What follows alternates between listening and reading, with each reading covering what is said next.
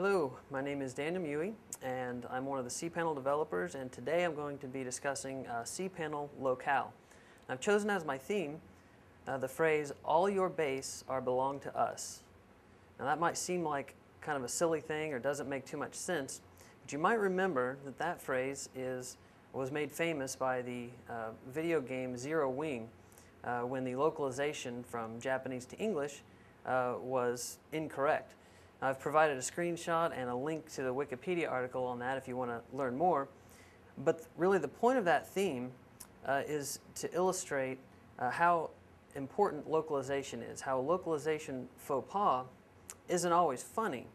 So you have to be able to effectively communicate with your users or you lose customers. The system has to be easy to work with or nothing gets localized, and it has to handle more than translation or the localization is poor. So introducing cPanel Locale. What it is, it's the modern localization system that's in cPanel and Web Host Manager. It's easier for developers to work with. It facilitates higher quality localization. Ultimately, we'll have full coverage of localization in not only cPanel, but Web Host Manager and even command line scripts.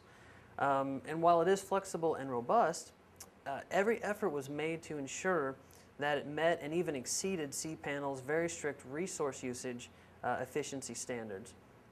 And don't worry, this is future-proof. Now, what I mean by that is the legacy system was modern at the time, but back then, modern didn't necessarily mean future-proof for a lot of technologies. So the way we've designed this one, we shouldn't have to replace it ever. So as far as the roadmap goes, there's really 4 steps that we wanted to go through.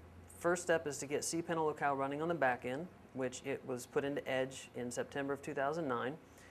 Step 2, which we're in right now, is to create procedures and tools to work with the phrases and localization. Step 3, which once that's complete, is to start using cPanel Locale in all of our new code. And then step 4 is to replace our legacy use with cPanel Locale. If you're used to working with the localization system, you don't have to change anything right now. Just keep doing things the way you're used to, and we'll make announcements when it's time to start using the new tools. Now, before we get into it too much, some of the ideas behind it is the terminology we're going to use. The basic principle is that internationalization and localization are complex enough topics already. So why don't we simplify it and make it easier on ourselves by standardizing on terminology when we have control over it? So when we're referring to the old system, we use the terms like legacy or lang. An example would be the legacy lang tag. In the new system, we use the phrase locale. An example would be a locale lexicon phrase. When we're referring to the legacy system, we use the term lang file, which was basically a hash of arbitrary keys mapped to translated values. In the locale system, we use the term lexicon.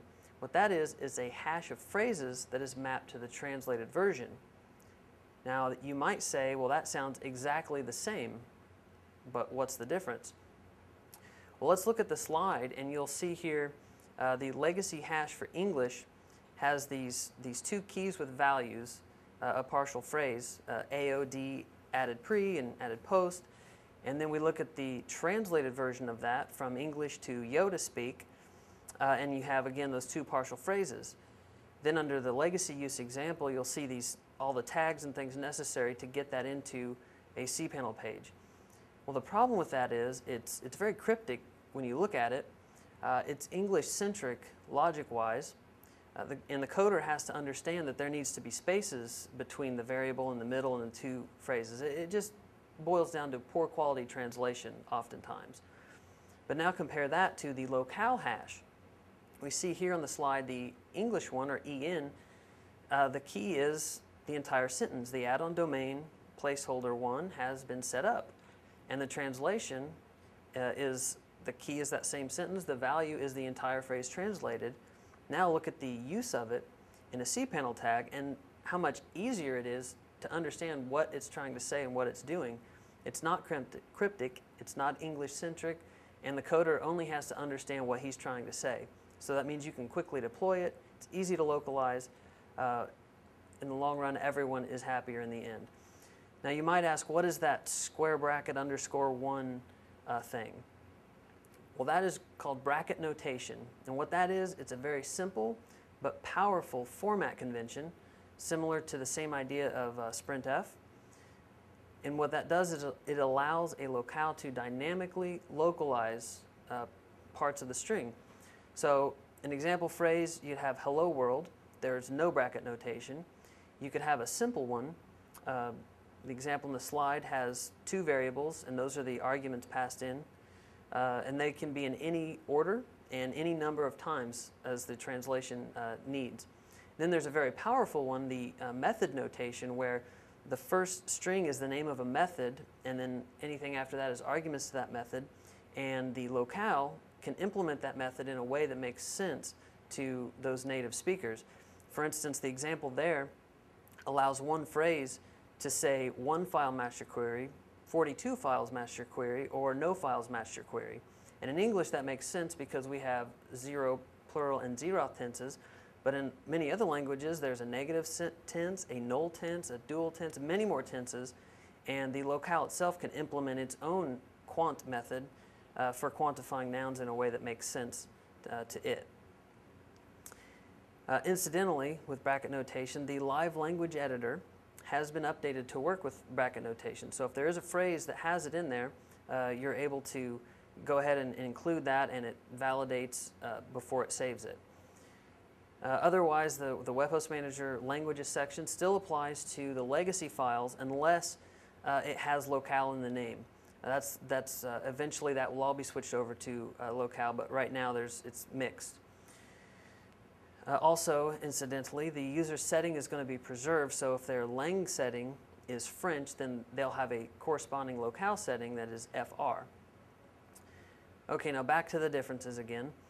One nice thing is there's no possibility of duplication. If you look on the slide, there's an example of the phrase error pages, and in the legacy system it's in there 4 times with 4 different keys, but in the locale system it's only possible to have it once. So no duplication or need of duplication. Another difference is the naming. The legacy system used the English version of the language's name. So for example, it would be French. The locale system uses the ISO code for the language or the language and territory, which would be, for example, French would be FR, Canadian French would be FR_CA. Another difference is the legacy name, file name, could specify metadata like French-UTF-8, specify that the character set or the encoding was UTF-8. The file name specifies no metadata whatsoever. It's only the ISO code. Another huge difference, again, that we've already touched on partially, is that the legacy system used partial phrases and arbitrary lookup keys, which for a number of reasons aren't ideal. The locale uses a complete phrase, a complete thought, and the key is the phrase. Now, some of the files that we have to work with in the legacy system, you're probably used to user local cPanel lang, and then the files in there. So if you were, say, in English user and you have x3 theme, you'd have user local cPanel lang English, and then a .local version for your local edits, if any. And then the theme specific one in user local cPanel base front end x3 lang English again, and a .local there. Side note, always edit the local file because otherwise your edits will disappear when the main file is updated. Now with the locale system, assuming the same thing, you're an English user with the x3 theme, the root specific file is user local cPanel locale, and then the file name in there would be the ISO code with the .yaml extension. So English would be en.yaml. Now the local version of that is actually in a different directory. It's in var cPanel locale.local then /en.yaml. Theme specific files, the same thing, they're in the theme but in the locale directory instead of the lang directory, same naming. We did keep the .local extension for themes because there wasn't a good way to keep it in var cPanel. So it's packaged with the theme. And again, always edit the local version if you're going to do any manual edits. Now, as far as how these were compiled, the legacy system would compile them into a storable file for speed. The Locale lexicon gets all these YAML files amalgamated into a GDBM file. And we have a little bit more on that later. Another key difference is the fallback ability. If you look at the slide, the legacy system gives an example of a key called AHInfoLinkPre. Now, assume your setting is French, and you look for that key in the French language file. It's not there, so you say, okay, I'm going to fall back to English. Well, you look it up in the English file. It's not there either. So what do? Well, you don't know what to say, so you have to throw an error that there's this key, I don't know what to do, and it's a big, ugly mess. Now, with the Locale system, the key is the phrase, so the phrase Apache handlers determine how specific files should be handled by your server. Well, it can look for that in the French lexicon, doesn't exist. Tries the English one, doesn't exist. Then it can still log an error or otherwise alert somebody somehow that it's got a key that it doesn't know about. But then it can take the key and render it itself. So it can still render and say what it needs to say. Now, and there's going to be more on unknown keys a little bit later in the troubleshooting section. I also originally mentioned that it has to handle more than just translation-related localization. For instance, number formatting and date formatting. In the legacy system, there's really no way to do that. Another thing is the legacy system included markup. There'd be an embedded HTML sometimes, and that's not ideal because it's not UI agnostic. The way that the Locale system handles these differences is, again, bracket notation. If you look at the slide, the example there shows how you can format the number of megabytes that a user is using. Or the date time method, the same thing. It tells you what the server time is currently, but the date is in the format that the user is familiar with. As far as the UI agnostic formatting, if you need to do something to something in the middle of the phrase, you use the output method of bracket notation. For the example there, the key has a call to make the word not strong. So instead of putting bold tags around it, you would do that, and then the thing rendering it knows what context it's in. So no matter if it's a command line interface or the HTML interface, it's going to render like it does on the slide where not is in bold.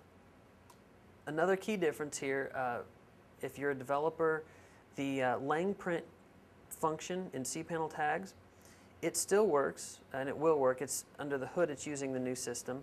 But there will be no more lang hash. There's no more cPanel lang or cPanel tiling modules. Those are unnecessary. Cacheling file still exists, but really it's really just a wrapper around the Locale compiler. And if you have code that calls it, you'll get a warning thrown, and that will mean you need to, it will indicate that you need to update your code. So basically the idea is if it has the word lang in it, then don't use it anymore. A special case of that is the charset key that was in the legacy lang hashes. That is no longer to be used at all. In fact, if it's in there, it will not be put into, compiled into the database, as it's very problematic. It doesn't actually reflect necessarily what the data is encoded in. We do have methods, API2 calls and other functions and things to get the character setter encoding of the Locale if we need it, but we won't use the charset key to do that. The same principle with character encoding applies to localization in general. That character sets, encoding, collations, it's a complicated topic enough. So why don't we make it easy on ourselves and simplify by using a standard? UTF-8 is the standard we've chosen because it's universal, it's consistent, and things work well together when we use it. For example, databases, there's the I/O layer, the database, the table, the column, the collations. If it's all UTF-8, everything works. Also, terminals, file systems, file editors, locale menus all understand it, and so do various programming languages like JavaScript and Perl and C. They all work with it. So you can actually have mixed languages on the same page. For instance, the locale menu, if they were different character sets, then some would be corrupted in the display. Now that begs the question, can a locale be in a different encoding? The short answer is yes, they can, but the real answer is you never want to do that. There is a way to do it, and if you feel you have a circumstance where UTF-8 won't cover your needs, and it has to be something else, then please contact me and write a 6-page thesis on why UTF-8 will not work in this situation and why it has to be something else, and we'll see about letting you know how to get that done. But basic idea is there's really no reason it shouldn't be UTF-8, and if it's UTF-8, it'll work with everything, so just keep it at UTF-8. So at this point, you say, well, that sounds great, so how do we use it? Well, in the spirit of the theme of the talk, all our docs belong to you. There's a couple of links on the slides, one for the technical information and introduction to it. And if you're wondering when you start using it full force, there is a blog you can subscribe to monitor the progress of it and get any updates. For now, a few essentials for troubleshooting. If you look at the slide, you'll see this in the user local cPanel logs error log. This little 3-line error message that says it couldn't find a key via a certain locale, and it gives the key, and then it gives the GDBM file, the database it was using to look those up. Pretty much the idea was we wanted to include all of the information you would need to troubleshoot the error, so you don't have to wonder where's this coming from. It shows you what file it was called from. That way we can find out where this key is coming from and handle that situation. All the other errors that you might see regarding this, we tried very hard to make them self-documenting so that you wouldn't have to wonder. It tells you exactly what's going on. An example is if you haven't compiled your GDBM databases yet, it'll say, you know, hey, there's no GDBM databases, run this command to compile them. So you can actually run user local cPanel bin build locale databases -- help for more information on those options. Now, if you were paying attention closely to the one last year and not asleep yet on this one, you might say, well, I thought you said there wouldn't be any reason to need to compile or cache the languages. And that was the goal originally. Unfortunately, we got into the benchmarking and things dictated that it needed to happen that way. And we benchmarked a lot of formats. We wanted to distribute binary files, but there's really no universal binary format that would work. SQLite was a candidate because of its binary compatibility with everything, but the memory consumption was pretty big. It was 4 times slower than using other tools, and really the reason why was because it had SQL, and really we don't need the full power of SQL with this. We just need a basic hash, a key value lookup. So GDBM was one file with similar performance of the other DBM files, and the libgdbm and the necessary modules are installed automatically if they're not already on your system, which very likely they are. Now, one area I haven't touched on yet is character orientation, or the text direction. Now, in English, we're used to the words and the sentences going from left to right. Of course, other languages are right to left and even more complicated than that. So we want to use in HTML, we want to use the dir attribute. Also, there's CSS attributes that apply to that. An example of a text direction issue is in Japanese. There's 2 forms of Japanese. There's like English, left to right, and then the lines are top to bottom.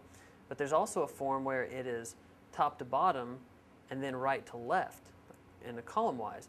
See, with that way, there's really no good way to specify that. Currently, to accomplish that, they use HTML tables if they're going to do that. In CSS3, there's a writing mode that can handle that, and it also gets a little more complicated if you're in non-HTML mode. But suffice it to say, we have the technology to look that up and use it when it's possible. Another area is using this in other things besides cPanel code or Perl code. In PHP, there's the same cPanel tag you can use to get that accomplished. Coming up, what I'd like to see is an implementation of make text in the manner of template toolkit, or possibly a simple callout wrapper. Ideally, I would like to see and perhaps contribute to a C library that all the languages can use. But for right now, most of our users can use it in their Perl and PHP applications. without any issue. Well, I hope you found the topic of localization as fascinating and interesting as I do, and I hope that you find that the cPanel Locale system will be very beneficial and helpful to you and also to your customers.